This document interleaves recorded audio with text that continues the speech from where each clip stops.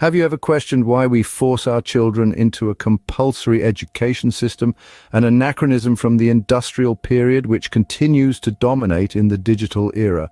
Welcome to a dialogue that dares to question this mandated education and advocates for the right of our children to govern their own future. The mandatory schooling system, a centuries-old construct, is now facing a relevance crisis. It began as a tool to create a homogeneous workforce for an industrial society, but now we live in a digital world that thrives on diversity and innovation. Can we truly justify forcing our children into this obsolete system? Forced schooling often suppresses creativity in favor of conformity. It values rote learning over critical thinking. It awards standardization above individuality. This one-size-fits-all approach might have been relevant in the past, but in today's dynamic and diverse society, it's alienating many students, making them feel less connected and uninspired. Furthermore, the current system does not account for the differences in learning styles. It wrongly assumes that every child should learn at the same pace and in the same manner. Our schools, driven by this flawed thinking, continue to evaluate all students using the same measure. This inflexibility can lead to unnecessary stress, low self-esteem, and a lifelong distaste for learning. Rather than forcing children to learn things that society deems important, shouldn't we be empowering them to decide what they want to learn at their own pace, in their own way? The perceived value of our children to society should not outweigh their basic rights to choose their learning paths and control their own lives. So how did we come to accept mandatory schooling as the norm, even in the most remote corners of the world? The answer lies in the annals of history, the tendrils of colonialism, and the relentless march of globalization. The rise of mandatory schooling was initially a response to the Industrial Revolution in the 18th and 19th centuries. It was a time when an organized, disciplined, and literate workforce was required to fuel the burgeoning factories. The traditional apprenticeships were not enough, and thus the state stepped in to institutionalize education. This system was designed to churn out workers who could read, write, and follow procedures, perfect fodder for the industrial machine. As the empires of old began to colonize various parts of the world, they brought along their education system. It was seen as a tool to civilize the native populations, to instill in them the values and norms of the colonizers. This was nothing more than cultural imperialism, but it left a lasting impression. Even after these countries gained independence, the colonial education system remained, continually reinforcing the idea that mandatory schooling was the only path to progress. In the era of globalization, the mandatory education model spread even further.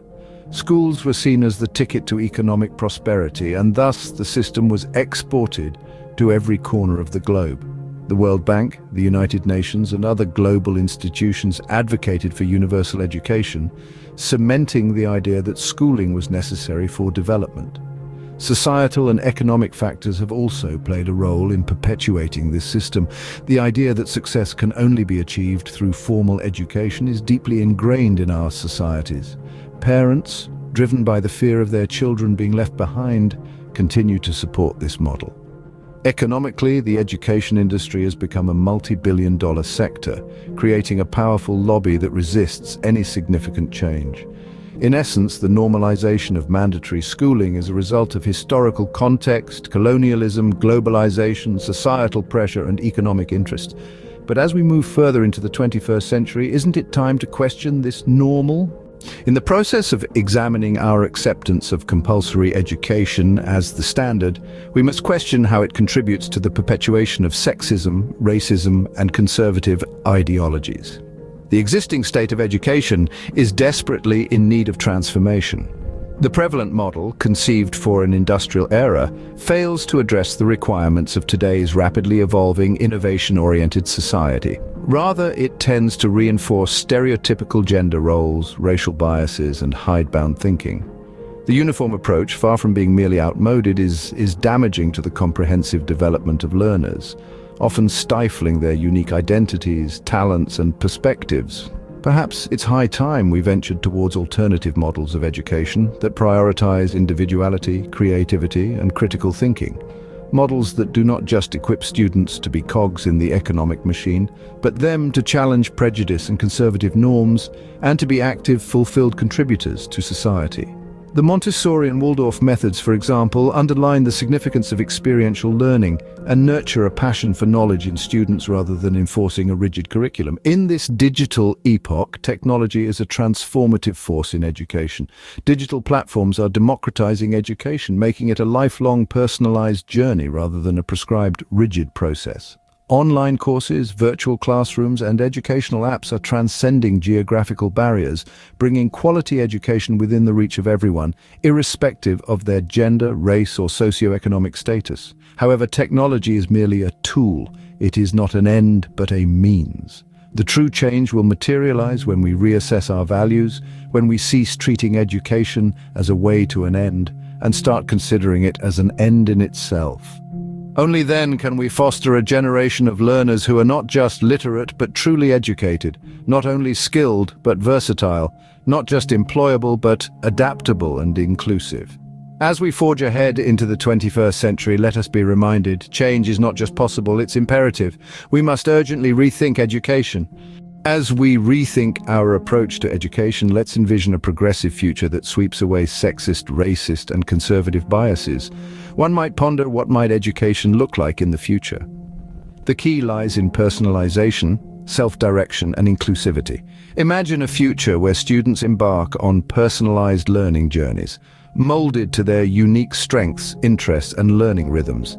These journeys would break free from the shackles of traditional one-size-fits-all pedagogy and embrace the diversity and individuality of each student. No longer would students be passive vessels waiting to be filled with knowledge. Instead, they would be active drivers of their own learning, guided by mentors and facilitators who respect and value their unique perspectives and experiences. This isn't an unrealistic aspiration. With the emergence of AI and machine learning, we are on the brink of creating adaptive learning environments that respond to individual learning styles and paces. These AI-powered platforms can offer real-time feedback, recommend personalized learning resources, and predict learning outcomes, stamping out biases and promoting fairness. But the future of education stretches beyond the traditional classroom. As we stride towards a future characterized by rapid technological change and job displacement, we need to embrace the ethos of lifelong learning more than ever. In the 21st century, learning isn't a stage of life, but life itself. It's about arming ourselves with the ability to learn, unlearn, and relearn, to adapt to the ceaseless tide of change. Remember, education is not just about reaching a destination, it's an ongoing journey of discovery. It doesn't end with a diploma or a degree. It's a lifelong commitment to growth and transformation. The goal of education isn't merely to produce workers for the economy, but to nurture thinkers, innovators, and lifelong learners. It's about kindling our curiosity, expanding our worldviews, and empowering us to shape our own future. The future of education should not be confined to mere knowledge transfer, but should ignite the flame of critical thinking and continuous learning. After all, the true purpose of education isn't to cram our minds with facts, but to fire up our curiosity, widen our horizons, and empower us to shape the society we wish to live in.